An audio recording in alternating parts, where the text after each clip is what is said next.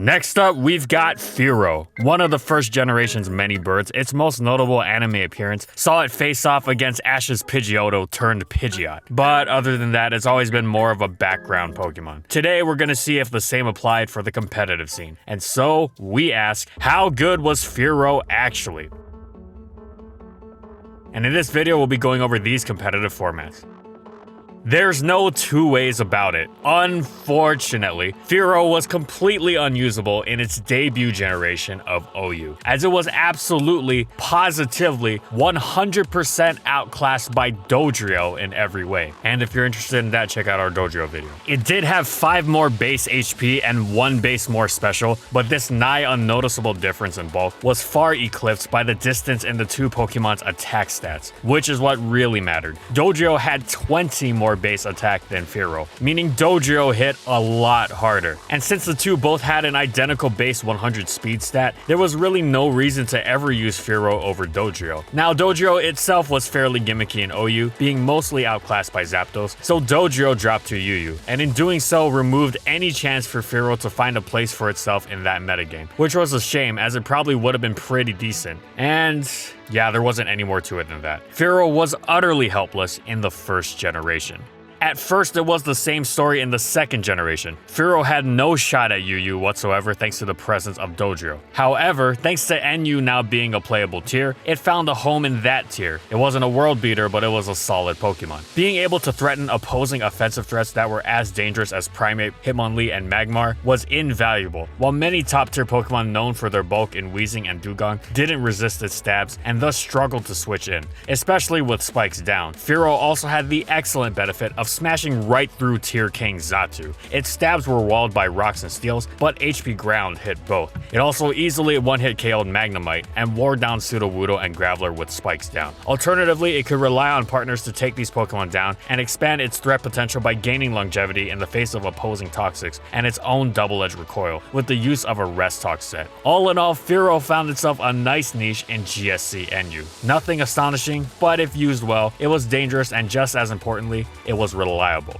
Gen 3 was quite kind to Fearow, because as it turned out, Dodrio was way too powerful for UU, and was thus banned to BL. This in turn allowed Fearow to shine. Its naturally great offensive traits of strong dual stab and excellent speed were now complemented wonderfully by the much appreciated power boost from the new Choice Band, and as a result, it terrorized much of the tier. It was useful against both defensive and offensive teams. Against defense, it could break through walls over the course of a game with repeated Choice Band assaults, while hovering above the spikes that wore other wall breakers down, and it was especially nasty when supported by spikes of its own. It threatened crucial defensive pieces like Vileplume and couldn't be stopped by other common walls like Hypno and Altaria, meaning that Fearow often had just one Pokemon standing in its way, and between its power, numerous opportunities, and a little help from spikes, it would often be able to break through. Against offense, its terrific speed meant it outsped and threatened many Fearow Pokemon already considered on the faster side, like Nidoking and Hitmonlee. As a result, it could potentially force a KO every time it came in, and that was often thanks to its speed and earthquake immunity. Fearow's access to a priority move in quick attack was also invaluable. It could pick off weak and fast offensive Pokemon that offensive teams like the ones Fearow fit on struggled against, such as rain dancers like Gorbis and reversal sweepers like Scyther. Fearow only really used the Choice Band set, but that's all it needed to be one of the most threatening Pokemon in the tier. It was also excellent in part because nearly every serious team used Kangaskhan, who also packed powerful normal stab, and with the two teaming up, opposing rock types would eventually falter, as they didn't pack recovery, with the exception of Cradilly, who would be ruined by Toxic or Focus Punch Kangaskhan, and didn't resist Fearow's Drill Peck. All in all, between its terrific blend of speed and power, Fearow was one of the best, most dangerous Pokemon in advanced UU.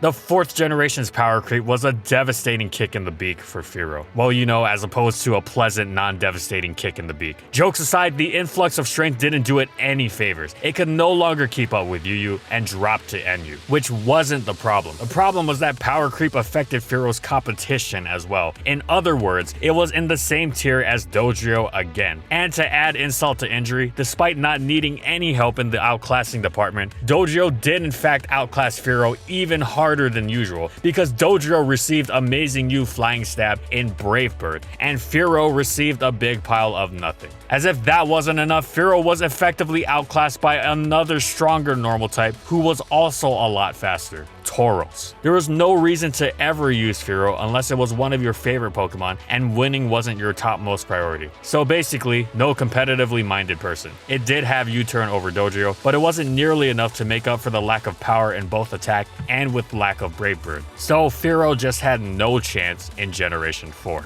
And for some reason, Generation 5 didn't fix the clear oversight of Fearow not having Brave Bird. Instead, it received the usually useless ability Sniper. But even if it had received Brave Bird, that was unlikely to have been of much help to it. Power creep happened, as it tends to, and NU was stuffed to the brim with Pokemon that Fearow couldn't hope to compete with. Dodrio's continued existence alone was enough to make Fearow never see any use. But it wasn't even the only superior normal flying type in the tier. There was also the blazing fast Swallow and the all-around superior Braviary. There were also several offensive normal types to further jump on the Fearow outclassing train, like Tauros once again, with Kangaskhan and Zangoose piling on. Fearow just couldn't possibly be outclassed any harder. As a result of its complete and utter lack of viability, it should come as no surprise that Fearow had corresponding complete and utter lack of usage, which resulted in it joining the ranks of the first generation of untiered Pokemon.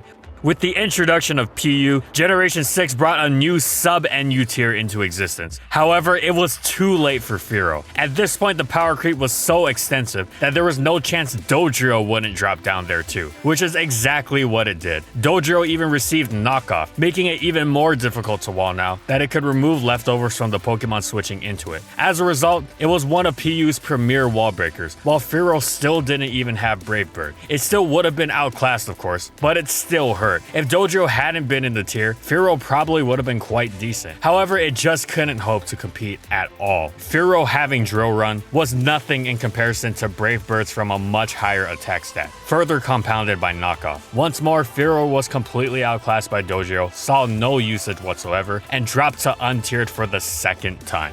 But wait, it gets worse. Game Freak's blatant Dodrio favoritism was on full display once more in Generation 7, as what Dodrio received was simply astonishing, like an extra 10 base speed Swords Dance, and finally anti-rock and steel coverage with Jump Kick, which had 20 more base power than Drill Run. Meanwhile, Fearow received, you guessed it, nothing. It wasn't just Dodrio outclassing Fearow though. Scyther was more dangerous as well. Some players tried a scope lens set to abuse Sniper, but it was gimmicky, inconsistent, and as a whole completely paled in comparison to its competition. Once more, Fearow just had absolutely nothing going for it, and thus once more, it dropped into the murky depths of untiered.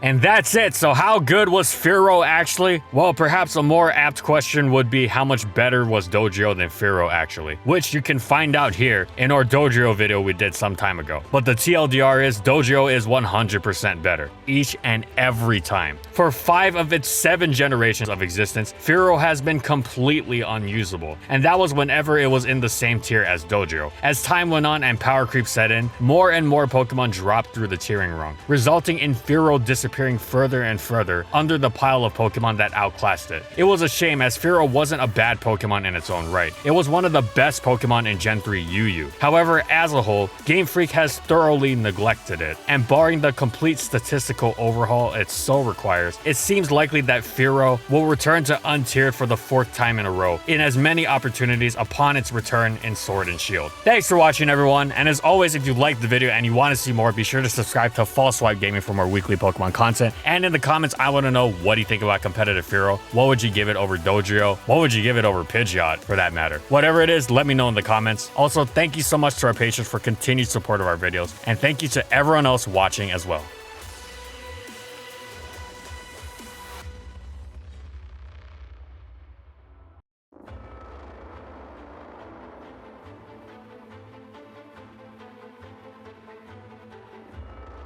And follow my crew on these social media platforms. And that's all I got. See you next time, everyone.